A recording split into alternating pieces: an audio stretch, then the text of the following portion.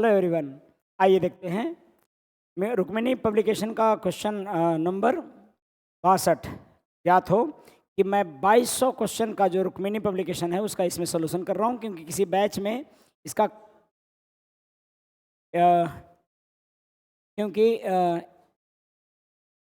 61 से कर रहा हूँ। इसमें मैंने बाकी क्वेश्चन करवा रखा है, पिछले वीडियो में आप देख सकते हैं। तो ये रुक्मिणी पब्लिकेशन का 2200 क्वेश्चन वाला जो सेट है उसको करवा रहा हूँ। मैथ्स का स्पेशल जो है बीएसएससी को टारगेट करके जो बुक दिया हुआ है, क्योंकि मैं भी यहाँ पर वही बुक किसी सेट क्लासरूम में ख़त्म करवाया जा रहा है, सेट स्पेशल बैच में ख़त्म करवाया जा रहा है। तो उसी का सोल्यूशन है। जो भी बच्चे अगर आप गैस के इर्द गिर्द हैं तो आप आ भी सकते हैं, और नहीं तो आप घर पर ही बना सकते हैं और उसका सोल्यूशन देख सकते हैं। सवाल नंबर 61, कौन सी संख्या 77,217 से घटाई जाए कि संख्या पूर्णतः 9 से विभाजित हो जाए। सबसे पहले आपको यह ज्ञात हो कि 9 से विभाजित होने के लिए क्या चाहिए, डिजिट सम क्या होना चाहिए। 9 से विभाजित के लिए क्या चाहिए, तो 9 से विभाजित के लिए डिजिट सम आपको 9 अर्थात 0 होना चाहिए। 9 अर्थात क्या, 0। 9 का मतलब 0 मानते हैं, और जो भी संख्या अगर मान लिया दिया है 8 और 83 दिया है, तो इसका डिजिट सम 8 + 3 अंकों का योग हो जाएगा, यानी कि 11। और 11 भी 2 अंक का है, तो उसको अभी 1 + 1 करके बना दीजिएगा 2। इसको बोलते हैं डिजिट सम। अगर कहीं 9 आ गया संख्या में, और अगर कहीं संख्या में 9 आ जाए तो आपको ध्यान देना है, 9 पहले ही से ऑलरेडी क्या है, 0 है ये। इसको हम कुछ करेंगे नहीं। 9 का मतलब क्या मानना है, 0। डिजिट सम में 9 का मतलब 0 मानना है। 8 और 1 9 हुआ, तो उसका मतलब ही 0 हुआ। 8 7 15 हुआ, तो 15 का डिजिट सम 1 + 5 यानी कि क्या हो जाएगा, 6। 15 का डिजिट सम कैसे 15 आया, 8 7 बच गया था। तो आप समझ पा रहे हैं, डिजिट सम का मतलब अंकों का योग, जिसमें कि 2 अंक होगा तो अंकों को जोड़ देंगे, और 9 आएगा तो उसके बदले 0 लिखेंगे। ठीक है, तो इसको कहते हैं डिजिट सम, सब लोग जानते होंगे। अब डिजिट सम 9 से विभाजित होने के लिए डिजिट सम क्या आना चाहिए, 9 आना चाहिए या 0 आना चाहिए। यानी कि 9 = 0 होता है तो 0 आना चाहिए। अब देखिए इसमें डिजिट सम कैसे 0 आएगा, कितना घटाएंगे तो डिजिट सम 0 आएगा। यहाँ पर आप देखिएगा तो इसमें डिजिट सम हो जाता है 7 2 9 खत्म, 7 और 1 8 और 8 7 15। 15 का डिजिट सम आ गया 6।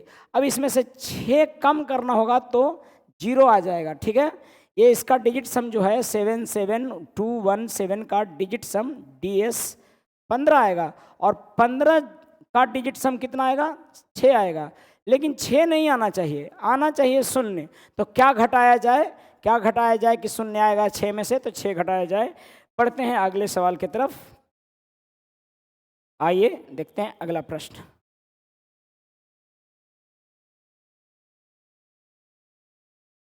तो आगे का सवाल है,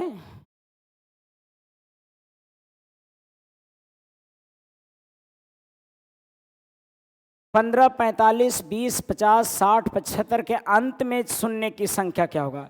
देखिए, अंतिम कैलकुलेशन करने में अंतिम से शून्यों की संख्या अगर आपको पता लगानी है तो आपको क्या करना है, अंतिम से शून्यों की संख्या पता लगाना है। तो सबसे पहले आप देखिए कि शून्य यानी कि 10 किससे बनता है, 10 बनता है 2 और 5 से।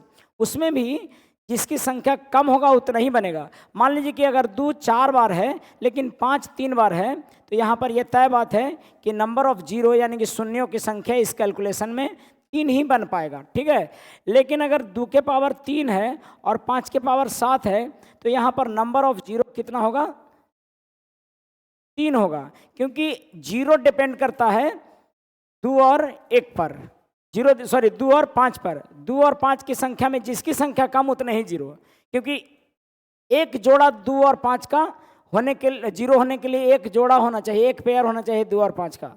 जिस प्रकार से शादी एक लड़का और एक लड़की का अगर होना है, तो एक लड़का और एक लड़की रहेगा तभी एक शादी संपन्न होगा। अर्थात अगर 5 लड़कियां हों और लड़के 4 हों तो शादी संपन्न नहीं होगा। एक लड़की बच जाएगी, यानी कि 5 लड़कियां और 4 लड़के हैं तो 4 ही शादी संपन्न होगा, अगर एक लड़की और एक लड़का शादी कर रहे हो तो इसीलिए जिसकी संख्या कम होगा उतने ही 0 बन पाएंगे 2 और 5 में से। अब यहाँ पर आप देख रहे हैं कि 5 और 2 की संख्या केवल ढूंढिए, इसमें ठीक है। जीरो बनाने के लिए किसकी संख्या ढूंढना होता है? 2 और 5 की। जैसे इसमें आप 15 में देखिए क्या है, 15 गुने 45 है, तो 15 में कितने, 15 में देखिएगा तो 3, यानी इसमें 1 बार 5 है, इसमें 1 बार 5 है, इसमें 2 बार है और 5 1 बार है, इसमें 5 2 बार है और 2 1 बार है, इसमें 2 बार है और 5 1 बार है, और बाकी भी है, बाकियों से कोई मतलब नहीं, हमको केवल 2 और 5 से मतलब। यहाँ पर इसमें 5 2 बार है, बाकी 3 है तो 3 से मतलब नहीं। आप देख पा रहे होंगे कि 1 2 3 4 3 2 5 5 1 6 है और 6 2 7 है, 7 बार 5 है। नंबर ऑफ 5 कितना हो गया? 7 हो गया। नंबर ऑफ 5 हो गया 7, यानी कि दूल्हा है 7 गो और दुल्हन 2 की संख्या 2 1, यानी कि 2 और 1 और यहाँ पर 2 2 2 1 3 और 3 और 2 5। Number of 2 is 5। सो क्या समझे इससे? अच्छा ये 8 है शायद, 5 देखिएगा, 1 1 2 2 1 3 3 2 5 और 5 1 6 और 6 2 8, 8 बार है 5 और 2 बार है 5 बार है 2। तो किसकी संख्या कम है? नंबर ऑफ 2 जो है, 2 की संख्या जो है, 2 की संख्या क्या है भाई? कम है। किससे? 5 की संख्या से। और जिसकी संख्या कम उतना ही जीरो, इसीलिए जीरो की संख्या क्या होगा? जीरो की संख्या होगा, जीरो की संख्या 2 के संख्या के बराबर, अर्थात 2 की संख्या कितना है? 5। हाँ 2 की संख्या 5। जिसकी संख्या कम, 5 संख्या किसकी है? 2 की, तो इसीलिए जीरो की संख्या 2 की संख्या के बराबर। ठीक है, जिसकी संख्या कम उतना ही बराबर जीरो। कितने जीरो होंगे इसके कैलकुलेशन में? तो 5 जीरो होंगे। क्यों? क्योंकि 2 की संख्या कितनी है? 5 है। 5 की संख्या कितनी थी? 8। 8 ज़्यादा है 5 की संख्या से, 2 की संख्या से 5 की संख्या ज़्यादा है। इसीलिए जिसकी संख्या कम, यानी कि 2 को मानिए 2 महिला है और 5 पुरुष है, तो पुरुष की संख्या 8 और महिला की संख्या 5, तो शादी कितना? 5, यानी कि जीरो की संख्या कितना? 5। मुझे लगता है क्लियर हुआ है। कम तमाम बातें मैं एग्जाम्पल में बताया, आपको समझ में आया होगा बात। तो ये मैं अगला सवाल की तरफ बढ़ता हूँ। 62 के बाद 63 देखिए, अब मॉडल क्वेश्चन हो गया। ये थे इतने सवाल, जानते हैं इतने सवाल थे आपके, वो सवाल जो एक्सरसाइज में थ्योरी के लिए करना था। अब इसके मॉडल क्वेश्चन है। प्रीवियस क्वेश्चन जो थे वो था, अब उस पर मॉडल क्वेश्चन आधारित क्वेश्चन देखिए। स्थानीय मान हम बता चुके हैं पिछले वीडियो में, आप जरूर जाके देखेंगे। स्थानीय मान और जातीय मान, यानी कि स्थानीय मान स्थान के अनुसार मान, 8 के 2 स्थानीय मानों का अंतर। तो 8 का स्थानीय मान एक जगह पर 8 और कितने अंक हैं? 4 अंक हैं, तो 8 पर 4 जीरो। ये स्थानीय मान लिख रहा हूँ, प्लेस वैल्यू। स्थानीय मान मतलब प्लेस वैल्यू, प्लेस वैल्यू। आप देखिएगा तो प्लेस वैल्यू 8000 है और इसमें एक जगह और 8 है, वहाँ का प्लेस वैल्यू 80 है। दोनों का अंतर निकालेंगे 0, यहाँ पर आ गया 2 और ये 9 और ये 9 और ये 7, 79200 आपका आंसर हो जाएगा सी। आप लोग समझ पा रहे होंगे, ये पिछले भी सेट क्वेश्चन में था तो बन गया होगा सबसे। पढ़ता हूँ आगे। स्थानीय मान, जातीय मान किसको बोलते हैं? जो उसका वैल्यू होता है वही जातीय मान होता है। फेस वैल्यू जो है 8 का 8 ही जातीय मान होता है, लेकिन स्थान के कारण उसका मान बदलता है। आज आप नॉर्मल छात्र हैं, आप कहीं बिहार एसएससी में कहीं स्थापित हो गए तो अभी नॉर्मल रमेश सुरेश कहा जाता है, लेकिन फिर बिहार कर्मचारी कहा जाएगा, कर्मचारी जी कहा जाएगा आपको। तो आपके स्थान के अनुसार से आपका मान बढ़ता है, सम्मान बढ़ता है। तो इसलिए आप प्रश्न में भी देखिएगा। सवाल अगला देखिए, गुणनफल इतना इतना में इकाई अंक क्या है? इतना इतना में इकाई अंक क्या है? तो भाई इकाई अंक निकालने के लिए आपको इकाई अंक पर फोकस करना होगा। इकाई अंक निकालने के लिए इकाई अंक को सोचिए, यानी 4 गुने 8 गुने 7 गुने 3, तो यहाँ 8 चौका 32, 32 का इकाई अंक 2, 2 गुने 7, 7 दूनी 14, 14 का इकाई अंक कितना? 4, और 4 गुने 3, 4 3 12। तो सबका इकाई अंक क्या हो जाएगा? सबका इकाई अंक हो जाएगा आपको 2। ठीक है, आप क्या करते जाइए, दो का गुना कीजिए, फिर गुना कीजिए, फिर गुना। अगर गुना है और जोड़ है तो बोर्ड मास के अनुसार से करिएगा। इकाई अंक निकालना है तो इकाई अंक से मतलब। बढ़ता हूं अगले प्रश्न की तरफ।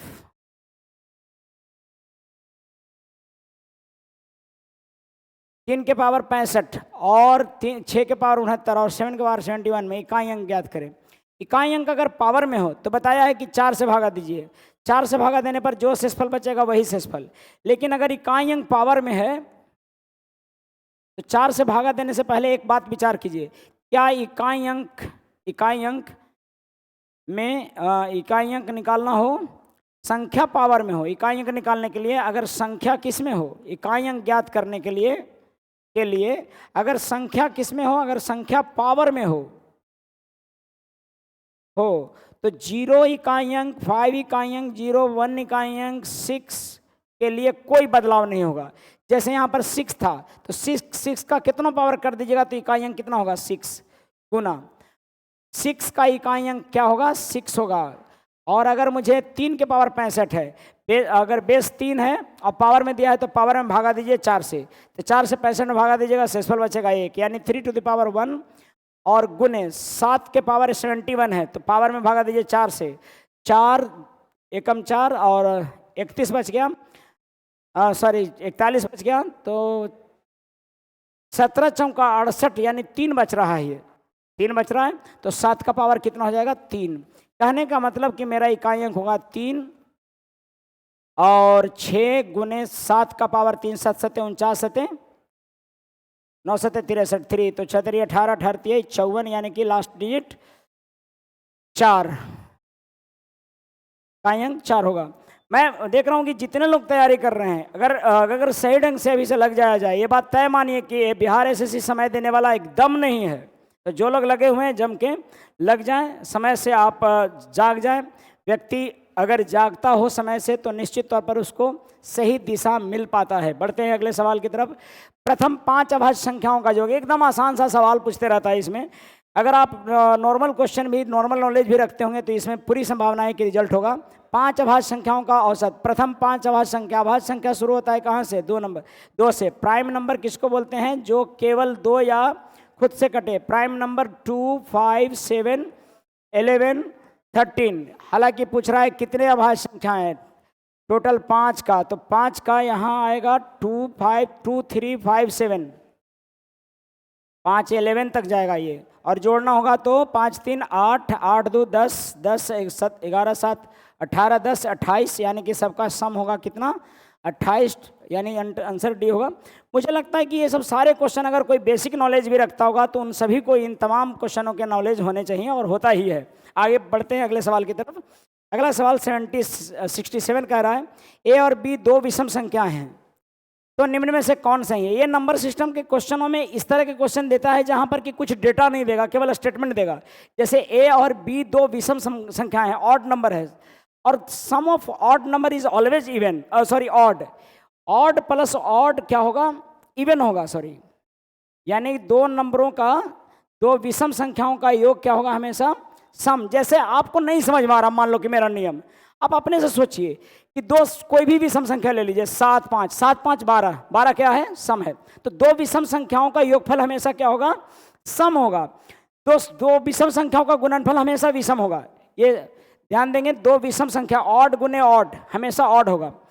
तो ये सब सारे चीज ऐसा है कि इसको लिखने की बात नहीं है कि मैं क्या बोले सर पहुंच करके लिखेंगे, नहीं, आप समझिए ना, अपने से नंबर कोई ले लीजिए। नंबर सिस्टम में विषम बोले विषम ले लीजिए, सम बोले सम ले लीजिए, उसके अनुसार से नियमों के वो ढाढ़ा मत बनाइए अपने पास। अब जरा सा देखिए, ए तथा बी 2 विषम संख्याएं हैं, और उनमें से कौन सी संख्या एक सम संख्या होगी।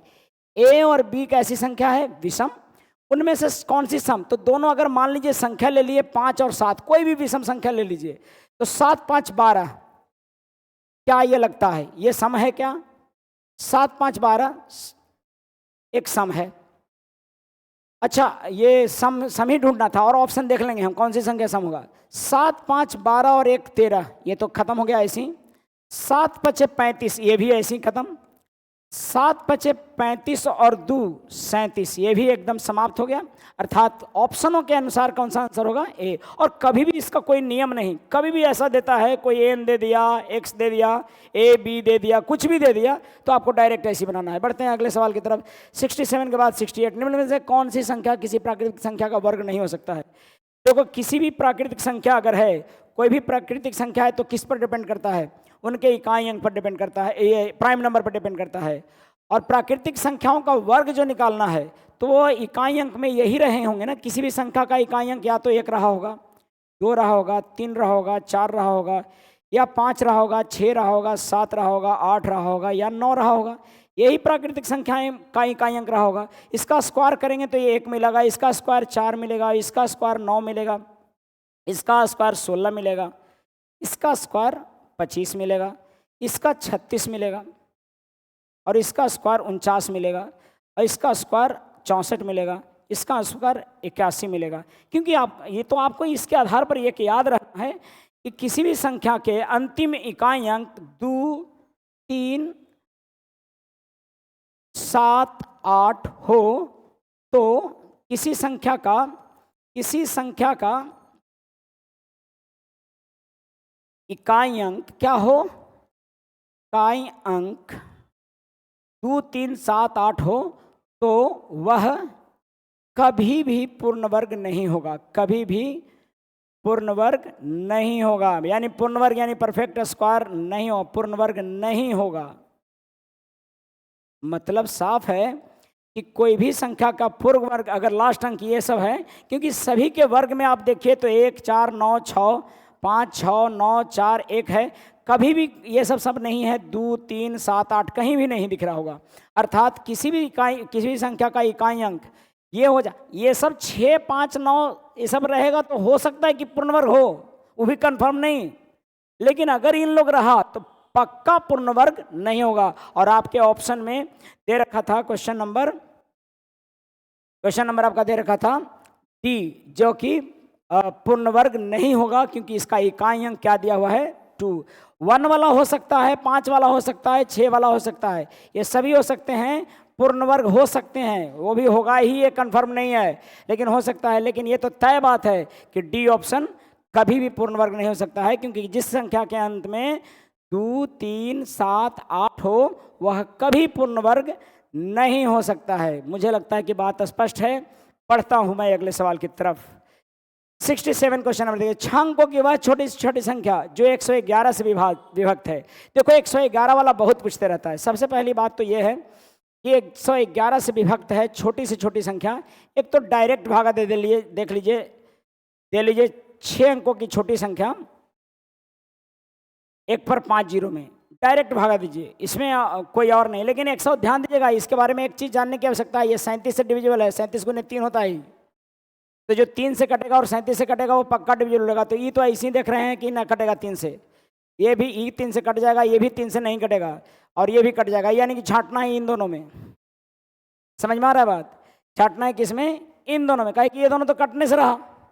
अब मुझे हालांकि ऑप्शन से छांटते तो ऐसे ही देख लेते, लेकिन 37 के लिए आपको कोई नियम नहीं, आपको भागा देके देखना चाहिए। इसमें भागा देंगे तो कितने बार में लगेगा? 9 बार में लगेगा। क्या 9 9 9, यानी कि ये बच गया 1 और फिर 100 हो गया। इसमें और कितना जोड़ेंगे कि कट जाएगा ये? इसमें 100 शेषफल बचा, इसमें 11 और जोड़ना होगा, है ना। यानी कि 1 0 0 0 0, यानी कि 6 अंकों की संख्या लिख देना है, छोटी संख्या। हाँ, 6 अंकों की छोटी संख्या और प्लस जोड़ देना है उसमें 11। तो क्या आ जाएगा आंसर? 1 0 0 1 1। आप समझ रहे हो यहाँ पर शेषफल कितना आ रहा है? शेषफल मेरा 100, लेकिन शेषफल अगर आता है 111 तो कट जाता, 11 और इसमें जोड़ना होगा। इसीलिए मैंने संख्या में क्या किया, 11 जोड़ा, तो संख्या मेरा कटने वाला 111 से कटने वाली संख्या मुझे क्या प्राप्त हुआ? 111 से कटने वाली संख्या मुझे मिला है इतना प्लस 11 और ये।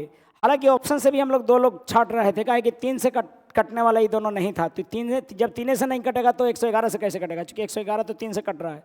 ऐसे भी छाट सकते थे, नहीं तो भागा दे लीजिए और सीधा सीधा जो शेषफल आए उस पर सोचिए कि कितना और रहता या कितना घटाना पड़ेगा। देखो 100 घटा भी देते तो यूँ कटता, लेकिन घटा देने के बाद आपको जो संख्या होगा वो 6 अंकों की नहीं रहेगा, कम अंकों की हो जाएगा, 5 अंकों की हो जाएगा। इसलिए घटा नहीं सकते हैं इसको। निश्चित ही पहले जो ऐसी संख्या को जोड़ना होगा जो कट जाए इससे, तो 11 जोड़ना होगा और छोटी से छोटी संख्या जोड़ना होगा। इसीलिए 11 लिखा है हमने। मुझे लगता है क्लियर हुआ होगा। 69 के बाद 70। किसी संख्या को 68 से भाग देने पर 269, 68 से भाग देने पर भागफल 269 है और शेषफल 0 है, तो संख्या तो आपको मिल जाएगा। किसी संख्या को अगर मैं इससे भागा दे रहा हूँ, अगर किसी संख्या को मैं भागा दे रहा हूँ 68 से और 269 बार में कट रहा है संख्या, 269 बार में कट रहा है और शेषफल क्या है 0, तो संख्या तो मिल जाना चाहिए। संख्या क्या हो जाएगा, इन दोनों का गुणनफल, यानी कि संख्या होगा 269 × 68। अब कहता है कि इस संख्या को 67 से भाग दीजिए। इस संख्या को किससे भागा देना है, 67 से भागा देना है। अगर 67 से भागा दीजिएगा तो 6 चौका 24, कितने बार यहाँ शेषफल कितना बचेगा, 7 चौका 28 और 6 चौका 24 और 2 26, है ना। यानी कि बच जाएगा यहाँ पर एक शेष, और इसमें भी भागा देंगे तो एक शेष बचेगा। 7 चौका 28 और 6 चौका 24 और 2 26, एक और एक शेष बचेगा। अगर एक और शेष, देखो इस तरह से इकाई अंक वाला में केवल इकाई से मतलब था, इसमें अगर शेषफल वाला पूछे कोई बड़ा गुना देके तो केवल किससे मतलब, शेषफल से। जैसे इसमें भागा दिए तो शेष कितना बचा, 1, इसमें भागा दिए तो शेष कितना बचा, 1, तो यानी कि ये होगा 1 × 1/67, यानी कि रिमाइंडर कितना, 1। ठीक है, रिमाइंडर आंसर हो जाएगा 1। तो आप समझ पा रहे होंगे कि कोई भी संख्या अगर मुझे निकाली गई है और मुझे रिमाइंडर सोचना है तो मैं क्या करूँगा, उनका कैलकुलेट करूँगा और उसमें 67 से भाग दूंगा। बढ़ता हूँ अगले सवाल की तरफ।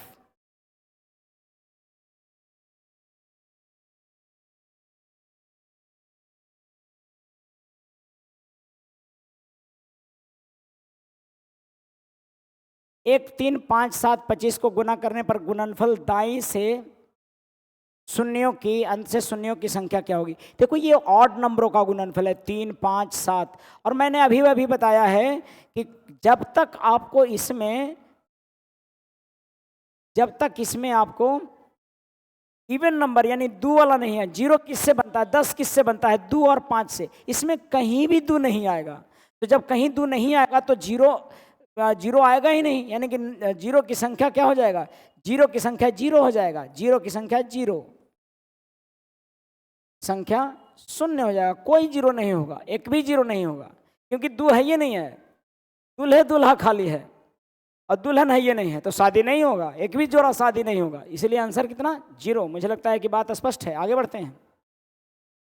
72, यदि n एक प्राकृतिक संख्या हो तो देखो ये फिर सवाल दे दिया ऐसा कि जिसमें कि कुछ पता नहीं है, खाली n उन दे दिया और कहता है निम्न में से पूर्णतः विभक्त होगा। यार भाई प्राकृतिक संख्या है तो मुझे n बराबर 1 से लेना चाहिए, 1 2 3 कुछ भी ले सकता हूं मैं 1 ले रहा हूं। अगर 1 लेता हूं n बराबर, तो मेरा जो संख्या मिलेगा 6 × 1 का स्क्वायर प्लस 6 × 1, ऐसा तो नहीं कह रहा है 1 लीजिए, मैं कहता हूं कि ये भी तो नहीं कह रहा है कि 1 नहीं लीजिए। आप कोई भी आसान नंबर ले लीजिए और एक बार देख लीजिए कि ये संख्या जो मिल रहा है वो क्या मिल रहा है और उसके बारे में कौन सा ऑप्शन सही है। मेरा संख्या मिलेगा, जानते हैं क्या, 6 का स्क्वायर यानी 6 और 6 12 मिलेगा। अब आप देखिए 12 6 से भी कटता है और 12 दोनों से कटता है, 6 केवल 6 से नहीं कटता है, केवल 12 से भी नहीं, केवल वाला तो ऐसी कैंसिल, 18 से तो और नहीं कट रहा है, यानी कि आंसर कौन सा हो जाएगा, बी, 6 और 12 दोनों से कटता है। मुझे लगता है कि बात स्पष्ट है आपको। ये सब नंबर सब सिस्टम के बेसिक सवाल हैं, इसका कोई ज़्यादा लेवल, बहुत ज़्यादा लेवल नहीं देता है बिहार एसएससी, लेकिन हाँ इस सब को पता होना चाहिए, छोटी छोटी बातों का ध्यान रखना चाहिए, क्योंकि ये सब हैं तो बहुत सारे सवाल बनेंगे। अगले प्रश्न की तरफ बढ़ते हैं। अगला सवाल है कि एक संख्या को क्रमागत 4 5 से भाग देने पर शेषफल 1 और 4 बचता है। क्रमागत डिवीजन आपको समझना चाहिए। क्रमागत भाग का इंग्लिश होता है सक्सेसिव डिवीजन। सक्सेसिव डिवीजन किसको कहते हैं पता है, जब किसी संख्या में भागफल में भाग दें, जैसे मान लो कि 49 है और मुझे 3 से भागा देना है और 5 से सक्सेसिव भाग देना है, या 79 में 3 और 5 से भागा देना है सक्सेसिव, या 3 5 2 से, तो मैं 3 से भागा दूंगा पहले 79 में, तो 3 दूनी 6 और 1 बच गया, 3 6 18, 26 आया। ठीक है, अब मुझे एक शेषफल आया, यानी कि 3 से भाग देने पर शेष क्या आया, पहले समझ लीजिए सक्सेसिव भाग। मैं 79 में कोई संख्या है 79, उसमें अगर सक्सेसिव रूप से क्रमवार रूप से मैं 3 और 5 से भाग दूं, 3 और 5 से भाग, क्रमवार में भाग देने का मतलब एक बार भागा दिए तो भागफल कितना आया 26 और शेषफल कितना आया 1। तो इससे पहले 5 से भागा दिए कि 3 से, 3 से, तो मैं कहूँगा 3 से भागा दिया तो शेष कितना आया 1 आया। अब उसमें 5 से भागा देंगे, किसमें 5 से भागा देंगे 26 में। भागफल में भाग देने की विधि को सक्सेसिव वृद्धि कहते हैं, सक्सेसिव भाग कहते हैं। क्रमवार भाग किसको कहते हैं, भागफल में भाग देने की विधि को क्रमवार भाग कहते हैं। अब 26 भागफल आया, फिर 26 में भागा दीजिए तो 5×5 = 25, ठीक है। और अगर मान लीजिए 2 से भाग, और 2 से भाग देते हैं, 2 से, या हाँ 2 से भाग देते तो यहाँ पर एक शेष बचता है, इसमें भी एक ही शेष बचा लकली, और 5 में भी 2 से भागा देंगे तो शेषफल वही बचेगा, 2 दूनी 4, यानी कि बचेगा कितना 1। केवल शेषफल लिखना है। तो किसी भी संख्या में क्रमवार भाग देने पर, 79 में अगर क्रमवार भाग दे रहे हैं तो 3, 5, 2 से भाग करेंगे, भाग करने पर शेष जो आएगा सो 1, 1, 1 आएगा, ठीक है। इसको बोलते हैं क्रमवार डिवीजन, सक्सेसिव भाग। अब आइए सवाल पर।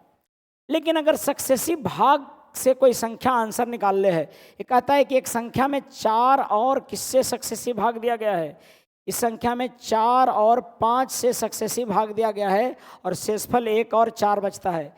ये भाजक हैं इसके, और शेष क्या बचता है इतना। तो संख्या निकालने के लिए सबसे छोटी संख्या निकालने के लिए, या संख्या निकालने के लिए क्या करना है कि इसका 4, 5 का एलसीएम गुने के लिखिएगा, और प्लस छोटी संख्या। और छोटी संख्या क्या निकलता है, छोटी संख्या निकलता है ऐसे, इसको इससे गुना करना है और इसको जोड़ना है। तो चरचों का 16 और 1 17, छोटी संख्या कितना निकला 17। लेकिन मुझे संख्या निकालने के लिए छोटी संख्या, सबसे छोटी संख्या 17 है, और 4 और 5 का एलसीएम कितना हो गया 20, 20 के प्लस 17, ये संख्या हो गया मेरा रेडीमेड फॉर्मूला हो गया ये संख्या निकालने का। यानी कि 20 के प्लस 17 में के का वैल्यू रखते जाइए और संख्या मिलते जाएगा, अनंत संख्या मिलेगा, जिसमें कि 4 और 5 से भागा दीजिएगा तो शेषफल कितना बचेगा 1 और 4 बचेगा। शेषफल कितना बचेगा 1 और 4, ये संख्या मिला। अब मुझे पता लगाना है कि आखिरकार संख्या पहला क्या हो सकता है। पहला तो के बराबर 0 लेंगे तो पहला हो जाएगा ये आपका 17 आंसर। दूसरी संख्या क्या हो सकता है, तो दूसरी संख्या के लिए के बराबर क्या मान लेंगे 1, तो संख्या हो सकता है 37। तीसरी संख्या के बराबर 2 मान लेंगे, संख्या हो सकता है 20 दूनी 40 यानी 57। आप देख पा रहे होंगे कि ऐसे बहुत सारे संख्याएं होंगे। अब ये कह रहा है कि कोई एक संख्या ले लीजिए, उसमें 5 और 4 से क्रमवार भाग दीजिए, तब 5 से भागा दिए 17 में, कोई संख्या ले सकते हैं उसमें से। तो 5 दूनी 10, 5 तिया 15, 3 बार में लग जा रहा होगा, तो बचा शेषफल कितना 2, ठीक है। अब 3 में भागा देना है मुझे 4 से, क्योंकि भागफल में भाग देना है, 4 से भागा देना है 3 में, तो नहीं लगेगा एक भी बार, और नहीं 0 बार लगेगा तो शेषफल कितना हो जाएगा 3 ही हो जाएगा। यानी कि 5 से भाग देने पर शेषफल आया 2, 5 से भाग देने पर शेषफल 2 आया, और 4 से भाग देने पर शेषफल वही रह गया 3। आप कोई और नंबर भी ले सकते हैं, आंसर इसका हो जाएगा 2, 3। आप कोई और नंबर ले सकते हैं, जैसे मैंने और भी नंबर बना दिया, इसमें अनंत नंबर होंगे, के का वैल्यू जितना लेते जाइए उतना ही आते जाएगा, ठीक है। अब अगला नंबर मान लो 37 ले लिया, अब मैं भागा दे रहा हूँ 5 से, 5 सते 35, क्या शेष बचा 5 सते 35, शेषफल कितना बच रहा है 2 बच रहा है। अब 7 में भागा दूंगा मैं किससे 4 से, तो एक बार में लगेगा, शेषफल कितना बच रहा है 3। यानी कि जितनी संख्याएं बनेंगी वो सभी संख्याएं सही हैं। यहाँ पर 5 और 4 से भागा देंगे तो क्या शेष बचेगा 2 और 3। तो क्या करना था, पहले छोटी संख्या निकालना है, तो छोटी संख्या से ही वाला आंसर आ जाता है। लेकिन मैं आपको ये क्या बता दिया, ये एक्स्ट्रा में बता दिया, क्या है ये, कोई भी संख्या निकालने का तरीका है, 2 अंक का, 3 अंक का निकालने का, या बड़ी संख्या, या 17 से बड़ी दे देता, 37 से बड़ा दे देता, ये सब निकालने का तरीका है। मुझे लगता है कि ये बात समझ में आया होगा। जिनको ये कॉन्सेप्ट समझ में नहीं आया वो वीडियो में कमेंट करके बताएं, मैं उसके लिए स्पेशल वीडियो ज़रूर बना दूंगा। ये डिपेंड करता है आपके कमेंट पर। मुझे लगता है कि ये आगे बढ़ना चाहिए। सक्सेसिव भाग कैसे होता है इस पर हम बात कर लेंगे। अगर आपको समझ में नहीं आया है तो कुछ सवाल और हैं अभी। देखता हूँ मैं सवाल, अगला सवाल क्वेश्चन नंबर 73 ये हो गया। 74 कहता है कि 3, 6, 12, 24, 48, 384 में कुल पदों की संख्या कितनी है? कितने कुल पद हैं ये किसमें? देखो, जब पदों की संख्या पूछा है तो या तो एपी रहेगा या तो जीपी रहेगा। ये देखिएगा 3 3 बढ़ा और फिर 6 बढ़ गया, यानी कि एपी में नहीं है। 3 बढ़ा 3 है तो 3 गुने 2 है, और 3 गुने 2 का पावर 2 है, यानी कि ये किस में है भाई? ये किस में है? जीपी में है। जीपी में है। पहला टर्म क्या है जीपी का? 3। कॉमन रेशियो कितना है? ये कितना से गुना हो रहा है? 2 से। कॉमन रेशियो निकालने के लिए बाद वाला टर्म से पहले वाले टर्म को भागा दीजिए। 12/6, 6/3, 24/12, ये सब सारे टर्म के ये सब क्या है? कॉमन रेशियो हैं। कॉमन रेशियो कितना हो गया? 2। अब पदों की कुल संख्या, लास्ट टर्म दिया हुआ है 384। अब लास्ट टर्म बराबर होता है a इंटू आर के पावर n-1, लास्ट टर्म बराबर, यानी कि 384 बराबर ये होगा। अब आपको पता है कि टर्म मुझे n निकालना है, तो n कैसे निकलेगा? मैं एक काम करता हूं, इसमें वैल्यू रखता हूं, इसमें वैल्यू रखता हूं मैं a का। a हमारा 3 था और r मेरा 2 था, और 2 के पावर n-1 है, और इसका वैल्यू दिया हुआ है 384। तो क्या 3 से नहीं कट जाएगा? 384 3 से कटेगा। 3 एकम 1, 3 दूनी 6, 3 8 24, 8 3 24, 3 दूनी 6 और 2 8, यानी कि 128 बार में। और 128 2 का पावर जानते हैं कितना होता है?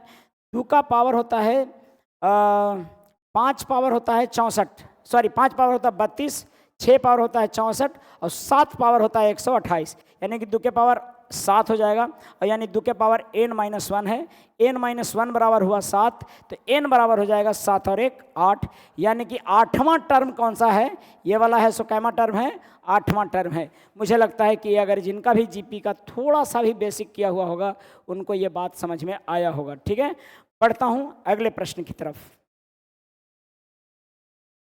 75 देखिएगा। 75 3 के गुणज 3 से गुना करके बनी 100 और 200 के बीच। पता है 3 से गुना करके 100 से अधिक पहली संख्या बनेगी। 100 पहली संख्या बनेगी 102, और अंतिम संख्या बनेगी 180। क्योंकि 180 बोल रहा हूं मैं, 3 से भागा दे लीजिए 200 में ना। 3 छक 18, और ये बच गया 2, 3 छक 18, 66। 66 गुने 3, 36 18 के 18 में 36 18 19, 198 बनेगा। यानी कि फर्स्ट संख्या बना 102 और लास्ट संख्या बना क्या? फर्स्ट संख्या बनेगा 102 जो कि 100 से ज़्यादा होगा और 3 से कटेगा, और लास्ट संख्या बनेगा 198। ठीक है, भागा दे के देख लीजिए, और जितना बार में लगता है उतना से गुना कर दीजिए, वो लास्ट वाला होगा। ठीक है, इसमें भी 100 से भागा देते तो बच जाता, और एक बार और लगाते तो 102 कट जाता पहली संख्या। फर्स्ट और लास्ट निकल गया।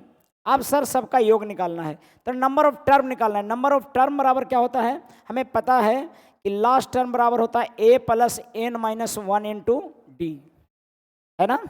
लास्ट टर्म बराबर ये होता है। अब पहला टर्म मेरा कितना दिया हुआ है? 102, और लास्ट टर्म दिया है 198, और प्लस n-1। ये d क्या है सर? d कॉमन डिफरेंस है, जितने के अंतर पर होंगे।